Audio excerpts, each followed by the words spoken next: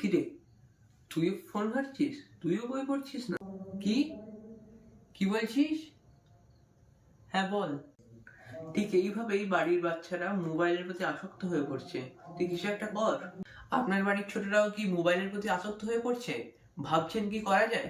হাতে তুলে দিন বই। আমি কথা দিচ্ছি, সঠিক বইয়ের প্রতিটি অক্ষর কাটিয়ে দিতে সক্ষম হবে এই যান্ত্রিক মোহকে। তো চলুন আজকে জেনে নেওয়া যাক এই নতুন বইয়ে পড়ার যাত্রা শুরু করার জন্য সঠিক এবং সেরা 10টি বই।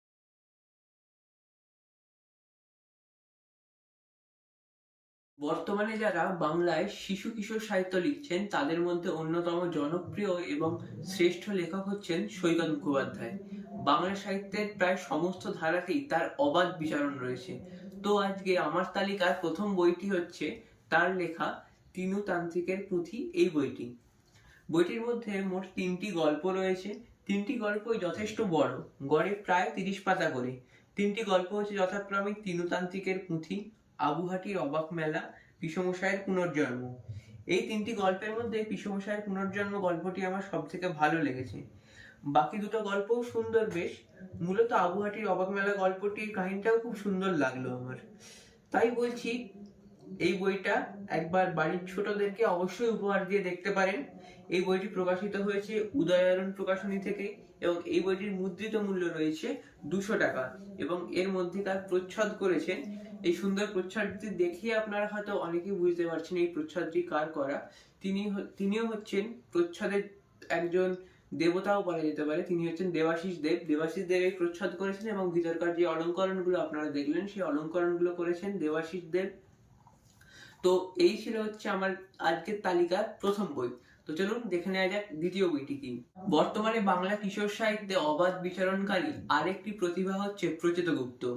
প্রায় বিভিন্ন মাসিক পত্রপত্রিকায় তার লেখায় শিশু কিশোর উপন্যাসগুলি, গল্পগুলি প্রকাশিত হয় এবং সেগুলো প্রচুর জনপ্রিয়তা লাভ করে।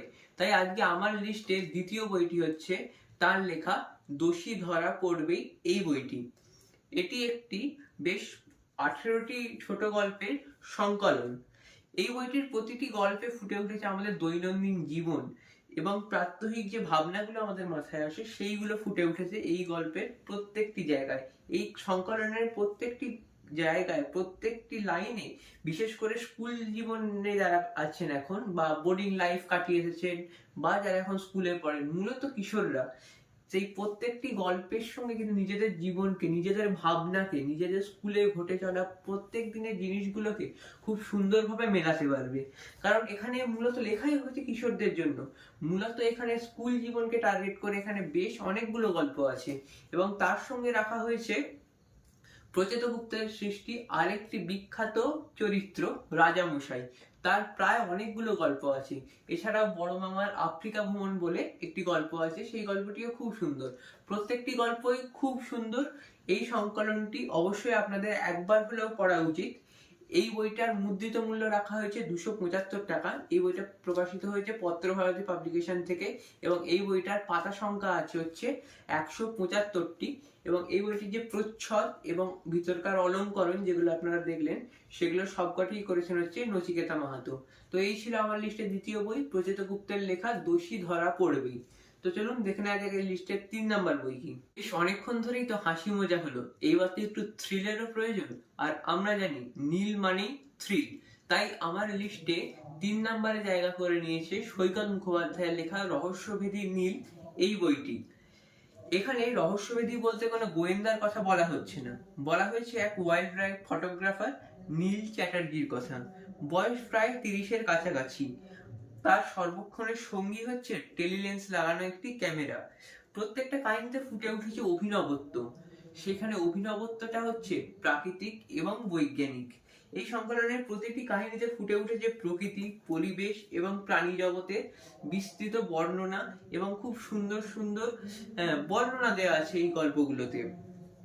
আর রহস্যভেদ করতে নীল কোথায় কোথায় যায়নি। সে যেমন গিয়েছে হিমালয়ের নন্দা দেবীতে ট্রেকিং করতে, ঠিক তেমনই পৌঁছে গেছে মরুভূমির উত্তপ্ত বালিগাড়িতে এক ধরনের রাক্ষসী পোকার রহস্য অনুসন্ধানে। কোনো গল্পে সে বিজ্ঞানের বিচিত্রানুসন্ধানে গিয়ে পড়েছে।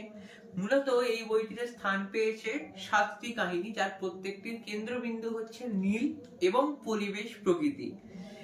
আর এর প্রত্যেকটি গল্পই কিন্তু পাঠক মনকে একটা বিজ্ঞান প্রেমী এবং একটি প্রকৃতি প্রেমীতে রূপান্তরিত করতে বাধ্য। এই বইটি প্রকাশিত হয়েছে পত্রভারতী থেকে এবং এর মুদ্রিত মূল্য রাখা হয়েছে 300 টাকা এবং এই বইটির মোট পাতা সংখ্যা রাখা হয়েছে 243টি এবং এর যে এত সুন্দর প্রচ্ছদটি করেছেন হচ্ছেন রঞ্জন দত্ত এবং এর ভিতরের অলঙ্করণগুলো করেছেন প্রদীপ্ত মুখার্জি। তো এই ছিল আমার লিস্টের 3 নাম্বার বই। এবার চলুন জেনে নেওয়া যাবে পরের বইটি কি। ভূত বললেই আমাদের মাথায় ঠিক কোন দৃশ্যটা প্রথমে আসে? আমি বলছি, সেই রান্না করার সময় একটা পা উনুনে ঢুকিয়ে দিচ্ছে বা ঘরে বসে বসে এই লেবু গাছ থেকে লেবু পেড়ে নিয়ে আসছে, এই ধরনের কিছু দৃশ্য, বা মানুষের ঘাড় মটকে দিচ্ছে, মানুষকে ভয় দেখাচ্ছে, মাথাটা পুরো 360 ডিগ্রি ঘুরিয়ে ফেলছে, এই রকম কিছু দৃশ্য। কিন্তু বাংলা সাহিত্যে প্রচলিত ভূতের সংজ্ঞায় যিনি বিপ্লব এনেছিলেন তিনি হচ্ছেন প্রবাদ প্রতিম সাহিত্যিক শ্রী শীর্ষেন্দু মুখোপাধ্যায়। আজকে আমার লিস্টের পরবর্তী বই হচ্ছে তারই অদ্ভুতুড়ে সিরিজের একটি বই, গজাননের কৌটো।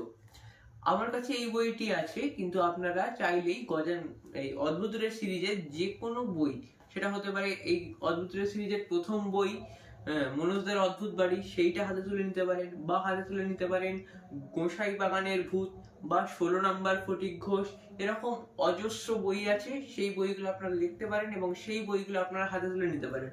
প্রত্যেকটি বই এরকম উপন্যাস আকারে আনন্দ থেকে বেরোয় কুচকি কুচকি সাইজে। আমার কাছে যে বইটি আছে সেই বইটির মুদ্রিত মূল্য 125 টাকা এবং এর প্রচ্ছদ অঙ্কন করেছেন এবং ভিতরকার অলঙ্করণ করেছেন সুব্রত গঙ্গোপাধ্যায়।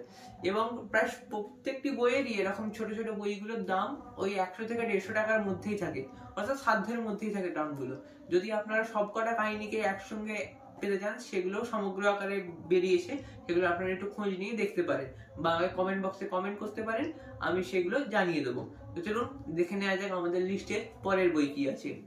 তো হলো ভূত, থ্রিল, হাসি, মজা। এবার একটু শুরু করা যাক অপরাধী খোঁজা।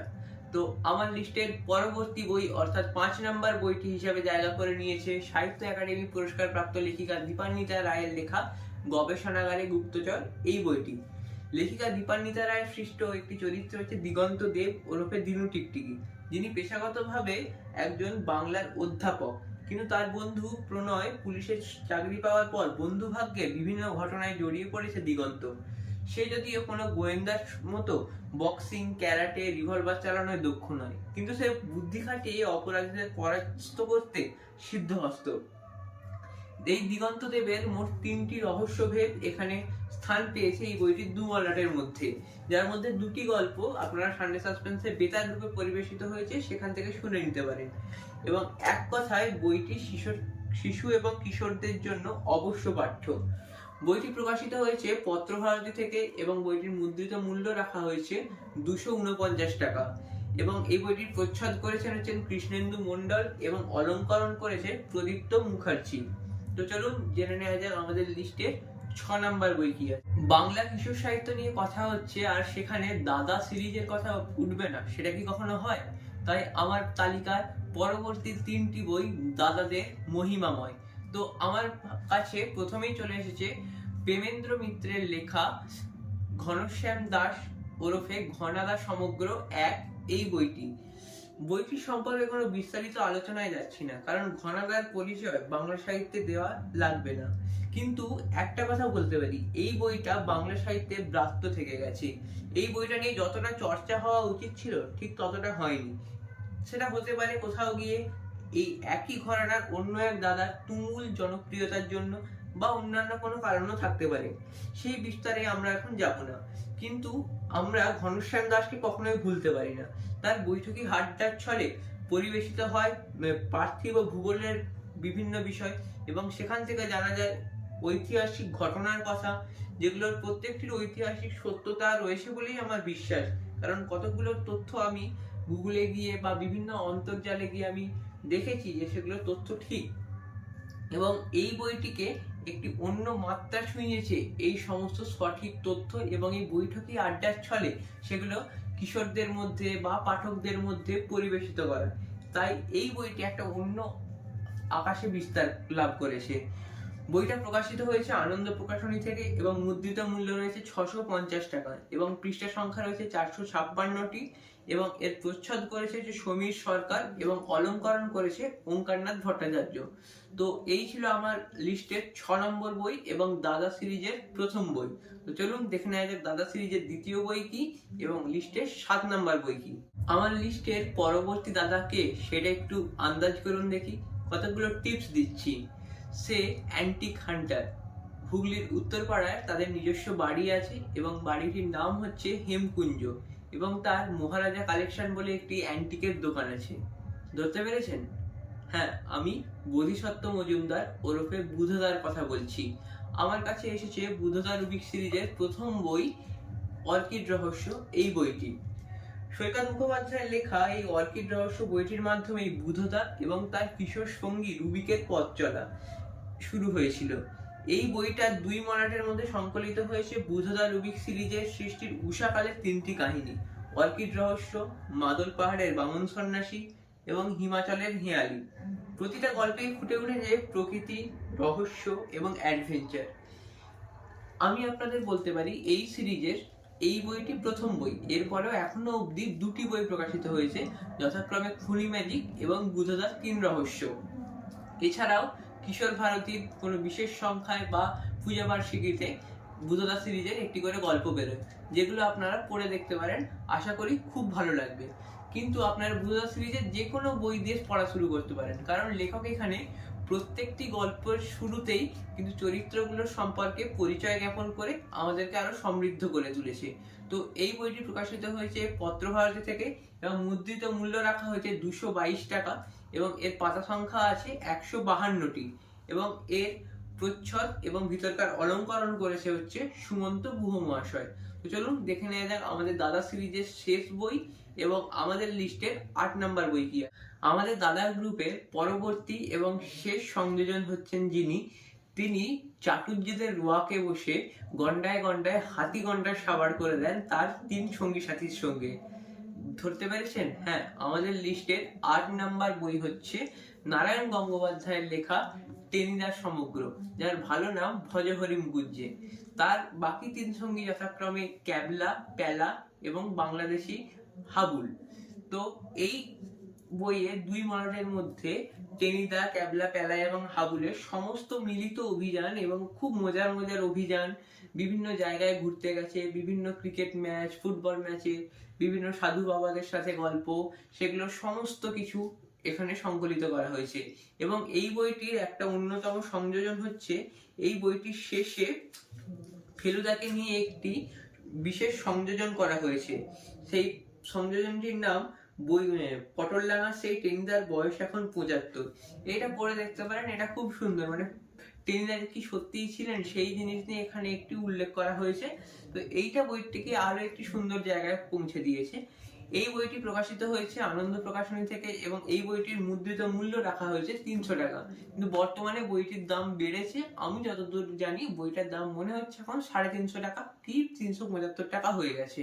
এবং এই বইটির মোট পৃষ্ঠা সংখ্যা হয়েছে 504টি এবং এই বইটির যে প্রচ্ছদ করেছে অর্থাৎ টেনিদার যে ছবি, এই ছবিটি এঁকেছেন হচ্ছেন দেবাশিস দেব। তো এই ছিল আমার লিস্টের 8 নাম্বার বই এবং দাদা সিরিজের 3টি বই।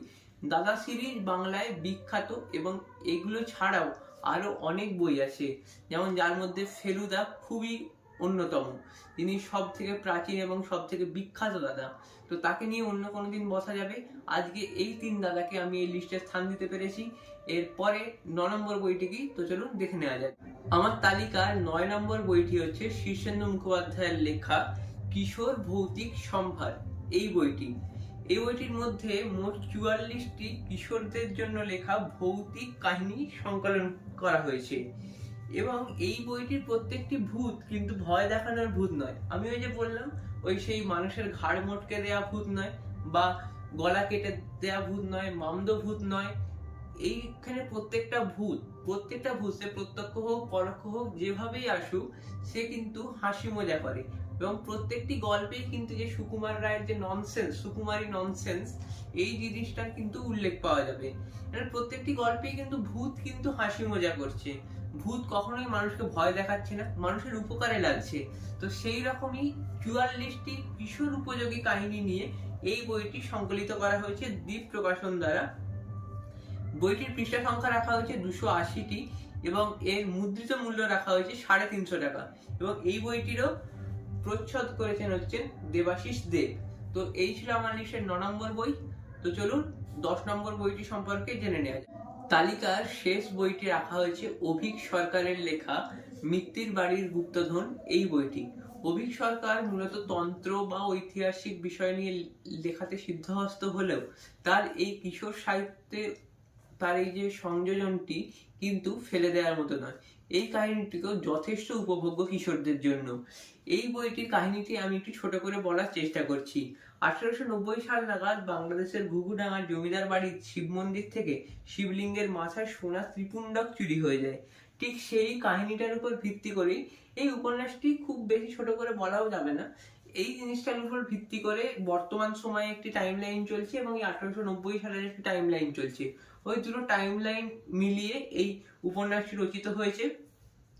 এই বইটি প্রকাশিত হয়েছে দ্বীপ প্রকাশন থেকে এবং এর মুদ্রিত মূল্য রাখা হয়েছে 200 টাকা এবং এর যে পৃষ্ঠা সংখ্যা রাখা হয়েছে 159টি এবং এর প্রচ্ছদ করেছে হচ্ছে ওঙ্কারনাথ ভট্টাচার্য এবং ভিতরের অলঙ্করণগুলো উনিই করেছেন। তো এই ছিল আমার লিস্টের 10 নম্বর বই। কোথায় যাচ্ছেন? বোনাস আছে কিন্তু। তো আজকের মতো এই পর্যন্তই, দেখা হচ্ছে পরে। এই কোথায় যাচ্ছিস? বোনাস বলবি বললি যে, কোথায় পালিয়ে যাচ্ছিস? বোনাসটা বল। হ্যাঁ, কিন্তু বইটার নামটা যে কি ছিল? এক যে ছিল রাজা তার সাহস ক্রাচে ভর। রাজা রায়চৌধুরী মনে পড়ে গেছে।